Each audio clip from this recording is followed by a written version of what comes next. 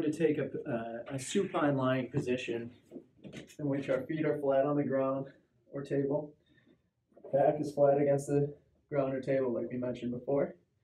You're going to have your arms straight up. What I want you to do is straighten your left leg, bring your right arm back, and hold that for 5 seconds. Again, we're breathing through our stomach, keeping our back nice and flat. And return to the starting position. Switch sides. Again, keeping that back nice and flat, contracting your abdominal muscles.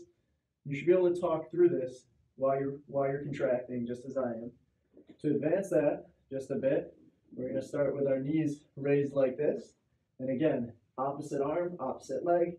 Keep that abdominal contraction. Hold for 5 seconds.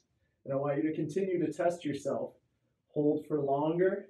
You can add some leg motions in there with little flutters of your leg, or you can mix it up and you can do it in repetitions. So I like to do 5 on each side and then hold on the 6th and continue to push yourself. The whole idea here is to get this abdominal muscle strengthened, or your abdominal muscle strengthened, that transverse abdominis, which I'll do a little video on to show how deep this muscle is and how it actually interacts with your low back.